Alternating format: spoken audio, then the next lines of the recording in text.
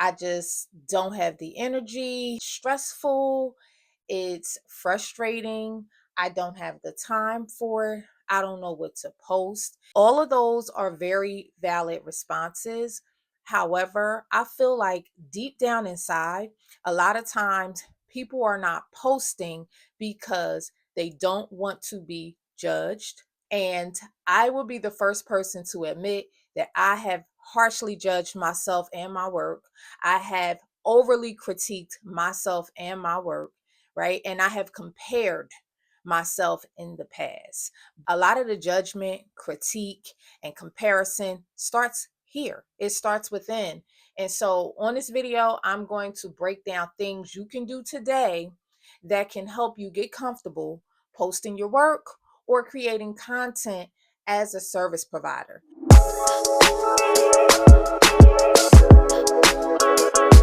We give a lot of ourselves as service providers. We not only have to offer the service, but we have to connect with people on pretty much like a non-speaking level. Like you have to like feed off of somebody's energy. You have to kind of figure out what a person wants even when they don't know what they want. So coming home after a long day or remembering to turn your camera on and record is sometimes the last thing that you feel like doing. But I am here to say that unfortunately you're gonna have to find the time. For those of you who are like, I barely want to show my work, you know damn well I'm not talking on camera. Like, I'm not putting my face on camera if I barely want to show my work. Okay.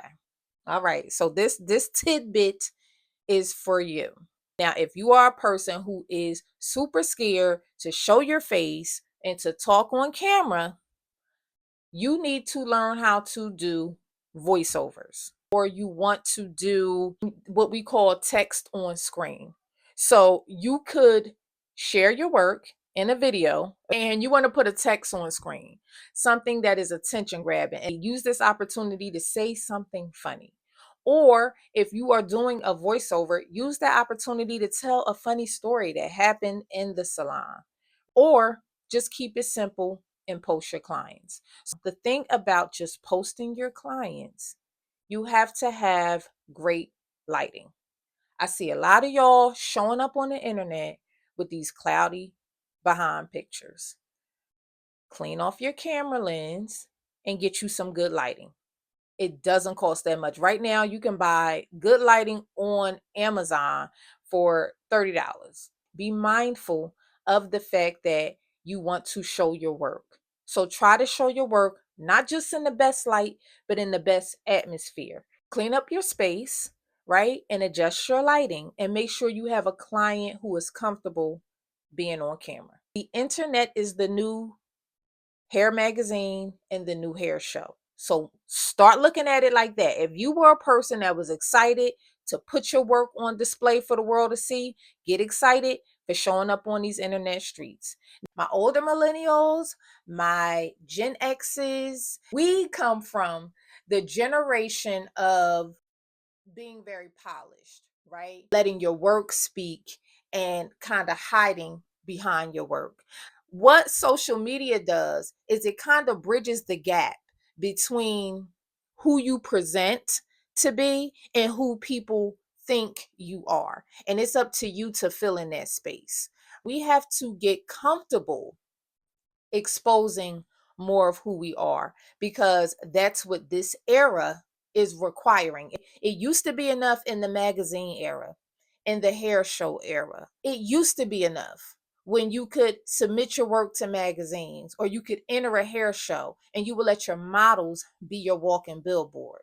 Those things still apply, but people want to know who you are. So the second thing I want you to do is look at social media as the new hair show. It's the new magazine. The only thing that's different about social media is that there are no gatekeepers. But we had to pay to be put in those magazines, and that was hundreds of dollars. But now there is no middleman. There is no check to cut. You are the person who delivers your content directly to the customer. So again, I want you to start looking at social media as your magazine. as your hair show. You have full creative control. So the next thing I want you guys to start thinking about is what people say about you, that your clients say you are like the go-to for, or what they love about you outside of hair. Because again, we got to push that curtain back a little bit. We got to stop hiding behind what we do and let people know that we are the person doing it. So you being you is the thing that is going to separate you from everyone else.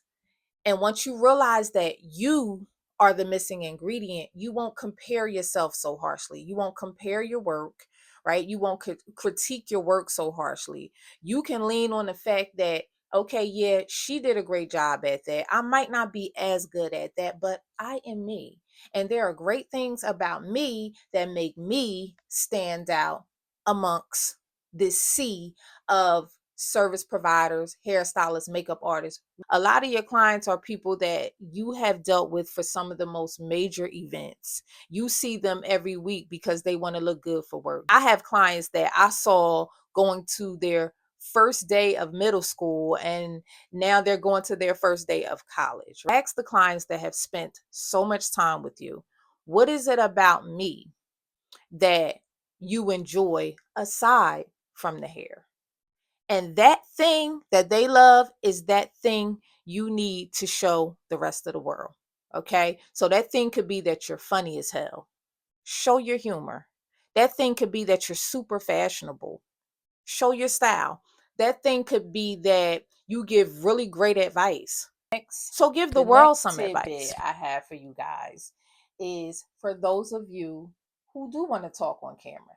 These are the things that I did when I decided that I wanted to start to talk on camera, because in the salon, I'm a talker. Okay. And this is going back to one of the tips I just shared with you guys, right? I know that I am the go to person for advice, for tips. They want to know, what would you do? I'm always that, what would you do? Or what do you think?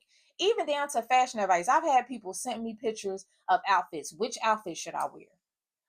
So I realized that that's a strength of mine. That's a gift, that I give very sound advice. And so I decided to start giving sound advice on the internet. Now, I have a fear of public speaking.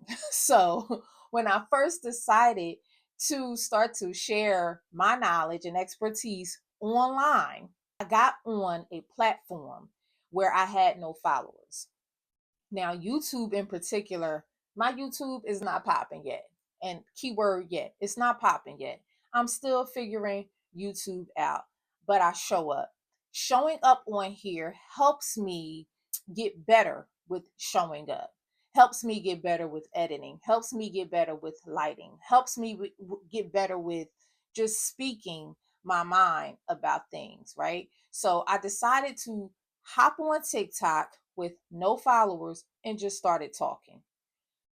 Once I started talking, I would then put the phone down and listen to myself. And I would say, okay, I say a lot. I say, you know what I mean, a lot. I say, certain words I was saying a lot. Or I would repeat the same word 3, 4 times. Once I started being mindful of that, that's something I was able to adjust. The other thing I would do was I would look at myself talk, and then I would turn the volume down. So when you look at yourself without hearing, you get to see like some of the things that you do when you're nervous, when you're awkward, when you're uncomfortable, and you can adjust those things. Lastly, practice makes perfect. So your first video is not going to look like your 10th video. Your 10th video is not going to look like your 100th video. It's trial and error. Everything you decide to do, you're going to have to learn to get good at it. You don't have to be perfect. You just have to be good enough. Now, my last tidbit for you guys is just to remember that no one is you, right? And that is what will set you apart from anybody who offers the same service that you offer. No one is you. And if you can post nonsense, because a lot of y'all, and y'all know who y'all are, A lot of y'all be posting nonsense.